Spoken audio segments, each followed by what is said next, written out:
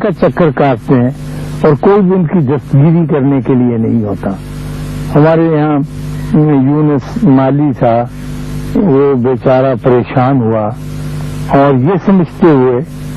کہ ہسپتال اس کے دکھوں کا مداوع کرے گا، وہ ایک بہت بڑے ہسپتال میں چلا گیا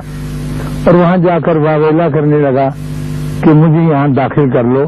کیونکہ علاقے کے تھانے دار نے مجھ پر بڑی زیادتی کی ہے اور میری بڑی بےعزتی کی ہے اور مجھے بہت شرمندہ کیا ہے اور میں بیمار ہوں. اب ڈاکٹر صاحب بیچارے وہ کیسے اسے داخل کر لیں؟ انہوں نے کہا کہ ہمارے یہاں ایسا کوئی بندوبست نہیں کہ ہم آپ کے دکھوں کا مداوع کر سکیں یا آپ کے کندھے پہ ہاتھ رکھ سکیں یا آپ کی تشفی کر سکیں. اس کے لیے تو کوئی اور جگہ ہونی چاہیے اور ہم معذور ہیں، آپ کو ویسی جگہ بتا بھی نہیں سکتے. وہ بیچارہ پریشان خاطر سڑکوں پہ مارا پھرتا رہا اور اب تک پھرتا ہے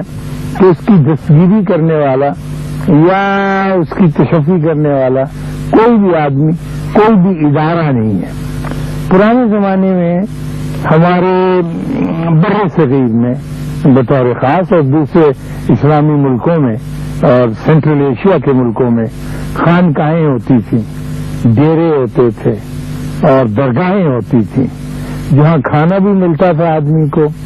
رہنے بیٹھنے وقت گزارنے کے لیے جگہ بھی ملتی تھی اور پھر کچھ آدمی بھی ایسے ملتے تھے جو اس کا دکھ بانٹتے تھے. ایسے دکھ لے کر جانے والے لوگ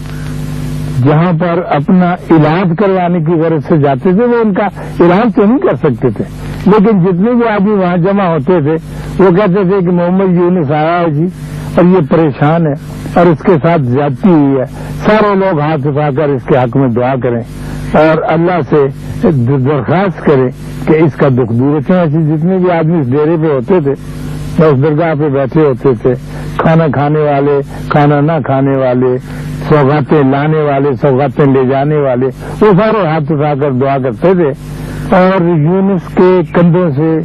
اور اس کے سر سے ایک بوجھ اتر جاتا تھا. لیکن اب ایسی چیزیں مفقود ہو گئی ہیں کیونکہ ہم نئی تعلیم نے اور ترقی کے دور نے یہ بات واضح کی ہے کہ اس قسم کے ڈیرے اور اس قسم کی درگاہیں اور اس قسم کے زاویے اور اس قسم کے دائرے ہمیں نہیں چاہیے، کیونکہ انسان جو ہے وہ جسمانی طور پر مریض ہوتا ہے اور اس کی کیمسٹری میں کوئی فرق پڑتا ہے جسے ٹھیک کیے جانے کی ضرورت ہے. لیکن لوگ ایک دوسرے کا سہارا مانگتے ہیں،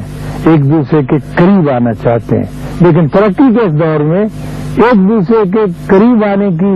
ساری راہیں مسدود ہو گئی ہیں. لیکن انسان اپنے ساتھ والوں کو، اپنے آدمیوں کو، اپنے پرکھوں کو، اپنے آباء و اجداد کو ساتھ ساتھ اٹھائے پھرتا ہے. سردیوں کی کسی روشن دن میں اگر آپ اپنا ہاتھ کھول کر دیکھیں تو آپ کو ہاتھ کی ان لکیروں میں، ان چوکٹوں کے اندر، ان چرخڑیوں کے اندر اور ان مساموں کے اندر اور ان لکیروں کے اندر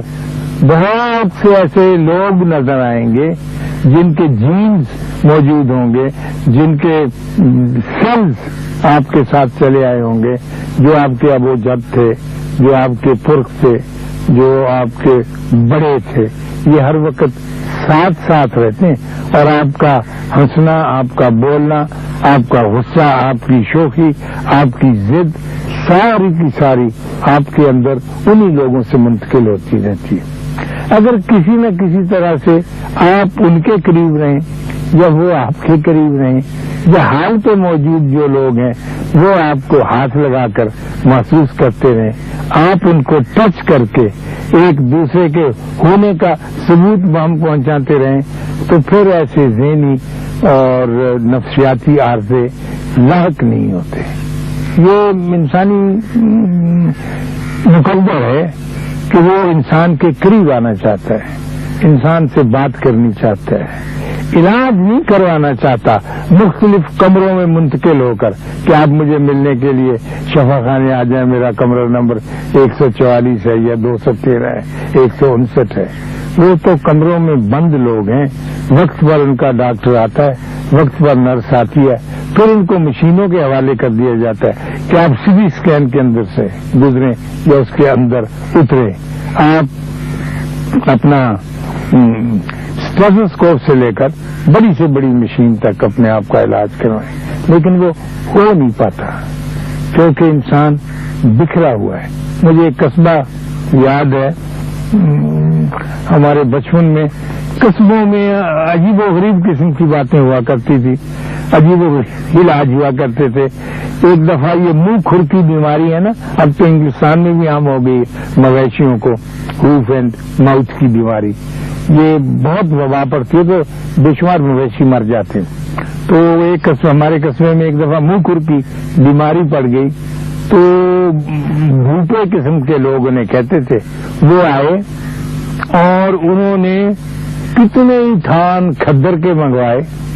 اور شام کو یہ جو گڈے ہوتے ہیں چھکڑے،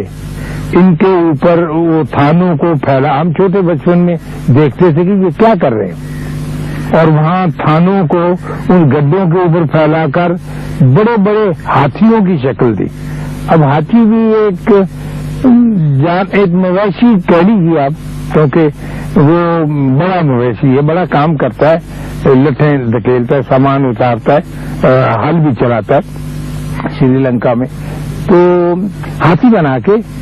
اور پھر وہ دریا کنارے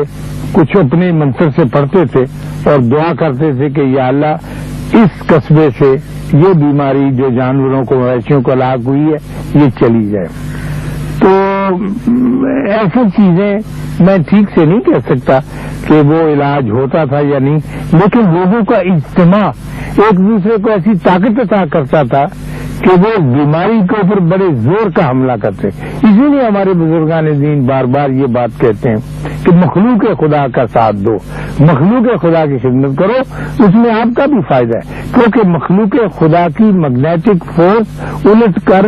آپ کے اندر جو کنکس ہیں، جو خرابیاں ہیں، وہ بھی کیور کر دے گی، اس کا بھی علاج کر دے گی۔